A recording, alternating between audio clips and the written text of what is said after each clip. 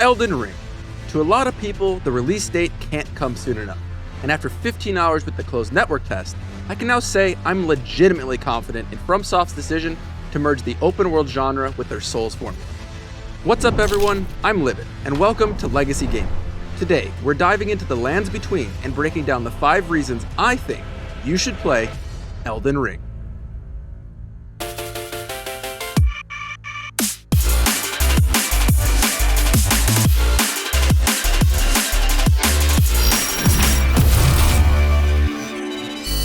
If you've played any sort of Souls game before, you likely have a keen understanding of what you will get at a base level with Elden Ring, especially if you've played Dark Souls 3. Now that being said, Elden Ring still manages to push the boundaries within the Souls genre and elevates the series. Now this isn't through some radical new technology or truly original concepts, but instead the developers have found ways to expertly weave systems together and make generous quality of life tweaks that truly bring Elden Ring into a more modern format. Now jumping is the most obvious addition, and to many, jumping is like, okay great, you can jump, so what? And at that level, I definitely understand and agree with you. What many might not realize is how much a simple jumping mechanic fundamentally changes up the entire gameplay loop in a Souls game. You are no longer restricted to focused paths and corridors for every single thing you do. Puzzles and alternate paths can be more expertly hidden and woven into the environment instead of purely using simple levers and false walls.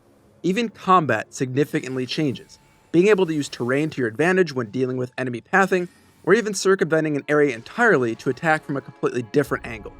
Sekiro made that pretty apparent, but at a much more extreme level that wasn't exactly Dark Souls in essence and feel. Adding in a mount and allowing you to tackle combat while mounted, despite being pretty basic and straightforward, also fundamentally shifts how you approach every situation. Now because your mount has the ability to sprint and double jump, there are numerous areas where you need a platform while mounted that lead to secret items, caches of resources, and just ways to avoid a situation altogether. Additionally, because Elden Ring is an open world game, and quite a large one at that, having a mount allows for quick traversal around any open world area, while still keeping the traditional dungeon and PvP experience in a Souls game untouched. Now I even found myself at times in the open world biting off more than I initially bargained for, with groups of enemies and elites. With the ability to quickly summon a mount and dip out of there, it allowed me to save myself a death or the need to head into such a hostile area again just to retrieve my runes. Now mounted combat isn't anything to really write home about. It's pretty basic, and at times it's better to just approach a situation on foot. You'll often find yourself needing to use your mount to close the gap with enemies, such as a large dragon in the open world. With how regularly it breathes fire, as well as how large of an AoE you have to deal with, being able to mount up and get up to the boss quickly proved to be extremely useful. Now, if we didn't have access to a mount, bosses like this likely couldn't be designed as dynamically as they are. And let's be honest, bosses are one of the main reasons that we all play Souls games. Last up is the map. And my god, I never realized how badly I wanted a map in a Souls game. But here we are. The whole caveat to the map system is that you have to find map fragments in order to unlock these regions on your map to be visible. Now all the little details have been meticulously created in such a unique way. Placeable markers enable you to highlight points of interest, resources, puzzles, or enemies that you want to go back to. But once again, this is limited to the open world portion. You can even place beacons that show up in-game that you can see from super far away, allowing for a really seamless and immersive experience. You also get the ability to fast travel between points of lost grace. Some might not like that you can just bypass a ton of enemies and hop around the map at any time without needing to physically be at a point of lost grace. But for me, as the map really opens up, I'm extremely happy that it's implemented here. The map overall doesn't make the game easier, it just makes it manageable, and that's important. The next thing Elden Ring really elevates within the Souls genre is a true sense of exploration. Now sure, in previous Souls games, there were plenty of things to find and discover off the main path, but they were all still focused down corridors, and let's be honest, if you took the time to just wander all the different paths, locating all these secrets wasn't all that challenging. Now, pretty much as soon as you load into the game and enter into the open world, you're immediately hit with a gorgeous backdrop of the world before you. This doesn't end here though. At almost every turn, you'll find gorgeous vistas, and as expected, player messages are often left behind to accompany your experience. Now, one trick the developers use to keep that sense of exploration alive is by not labeling everything and anything on the map. Major landmarks will populate the map once you're physically in those landmarks. But aside from that, they put the responsibility on the player via the marker system. Now the goal is to encourage players to explore each and every nook and cranny. And believe me when I say, there is a shocking amount of hidden content just in the one region that we got to explore. FromSoft saturated the landscape with numerous enemy encampments that often feature an elite or chests that contain items or abilities essential to your overall progression. They also sprinkled in a ton of dungeons that occupy the subterranean portion of the lands between, often filled with unique enemies, traps, loots, and of course bosses. There are also some environmental objects that are destructible if you manage to bait certain enemies into destroying them. One such example is the Church of Ella in Limgrave. You can bait the Tree Sentinel, an open-world boss, into destroying sections of it, allowing you to mount up and climb to hidden secrets. Another example is a fractured statue that holds a cache of smithing stone shards that require you to bait a giant into destroying it. Things like this are scattered all over the open world and make you want to explore every nook and cranny. You also have hidden vendors, some selling new glintstone magic spells, some selling unique weapons and armor. Once again, these aren't shown on the map and are often hidden under terrain or inside structures, requiring you to find them all. Some you might just miss entirely when you play. Now of course, with such a focus on a sprawling open world, the developers had to take into consideration how to make loot and everything else still feel meaningful. There are only so many weapons and armor sets that you can discover in a game like this, and oftentimes the playable space far outscales the variety of loot. Enter Ashes of War, something that we'll detail a little bit later on if you're not familiar with them. Now these are hidden all over the world in loot chests or even as open world drops. Because these are so flexible to however your character is set up, they are valuable and a welcome reward through exploration. Couple this with new glintstone magic spells, incantations, weapons, armor, and crafting materials, and very quickly you can see how the Dark Souls formula has been adapted for its new open world format. There's no denying the fact that Elden Ring gives the player a massive amount of flexibility to play and explore the way that they want. And that is at the heart of our next topic, the freedom of choice. Want to beeline it through the story without picking up much side content for a more hardcore challenge? You can do that. Want to not touch a single main story boss and instead explore the open world, filling up your bags with crafting materials and maxing out your stats early? Completely doable. Regardless of the path or playstyle that you choose, the game truly has options for you to change between at a moment's notice, which is really nice if a particular section of the game just has you annoyed or even stumped. Just fast travel out of there and go do something else, like an open world boss, a different dungeon, or clear wandering caravans full of loot. They all have valuable rewards, so you never feel like you're wasting your time, but all still feel very much like a part of a larger story and experience. When you're all done with these side experiences and are feeling a bit more confident in your abilities again, you just head back to the nearest site of Lost Grace and try that section that frustrated you again, this time with likely better stats or tools at your disposal. Truly, it's something that I never really knew I wanted in a Souls game, till I now have it. Now I honestly can't go back.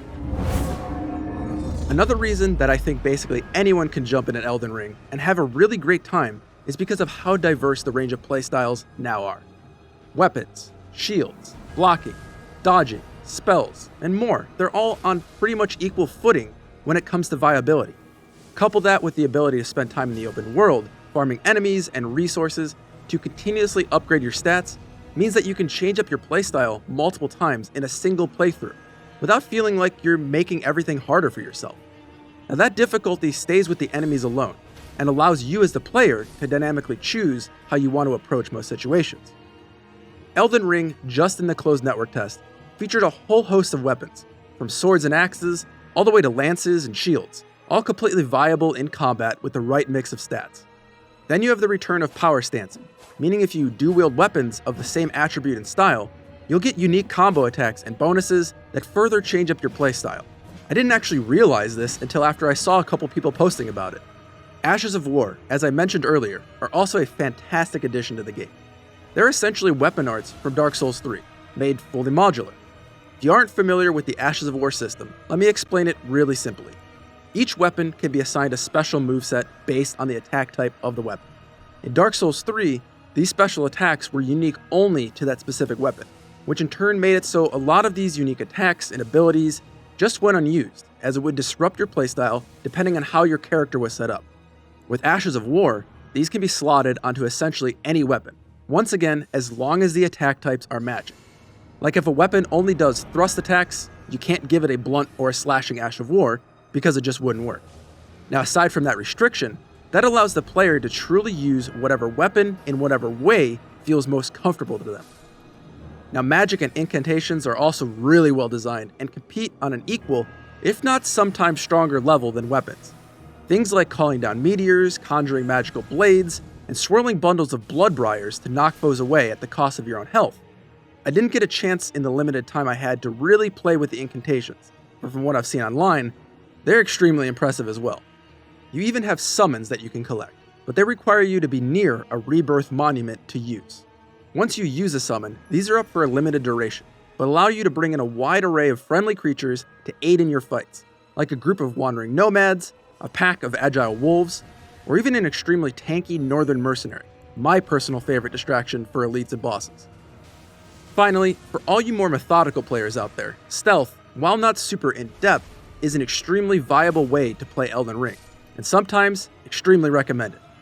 Certain enemies can sound war horns to alert every enemy nearby to your presence, and depending on how well prepared you are, that could be a relatively manageable fight or one that you need to flee from. Taking the stealth approach allows you to knock out the horn user immediately or thin their ranks before it gets sounded. Like I said, you have options. Now this last point of mine might seem strange. I constantly found myself telling Kodiak that Elden Ring is a brutally forgiving game. Now what exactly do I mean by that? The brutal portion, true to the Souls genre, finds general enemies, elites, and bosses still requiring you to master timings, be aware of your positioning, and understand all the tools that you have at your disposal during combat. Additionally, I think Elden Ring is probably the most responsive game, next to something like Sekiro, that FromSoft has ever put together, which is great for both veteran players and those that are just touching a FromSoft game for the first time. It's a really pleasant experience. Where my notion of forgiving comes from is the level of annoyance that a lot of players find in most Souls games. You die and you have to respawn at a bonfire and redo a massive amount of combat portions and dungeon sections from scratch. In Elden Ring, sure, that's still a thing in places, but the sites of Lost Grace, aka bonfires, are more frequently placed, meaning that you have less things that you need to redo before getting back to where you were. Couple that with the stakes of Marika, little statues that also work like sites of Lost Grace in terms of being respawn points, and more casual players will find themselves not being punished as hard from dying. Sure, you still drop all your runes and need to go pick them back up, but you aren't trekking halfway across a map to do so. And that's a positive change in my opinion, as a more hardcore Souls and Souls-like player. I'll be completely honest. All I want to do is play nothing but Elden Ring. After 15 hours already invested into the game during extremely limiting play windows, there were still dozens of hours of things that I didn't even get the chance to try. Better yet, what I did try is only a small fraction of the game. Even now, playing things like Battlefield 2042, Halo Infinite, and more, I just find myself constantly counting down the days until Elden Ring releases. Hopefully the 5 reasons that I outlined here help you understand why I am so enamored with this game. Now Legacy Gaming will be keeping a close eye on Elden Ring, putting together guides and more as we head towards release.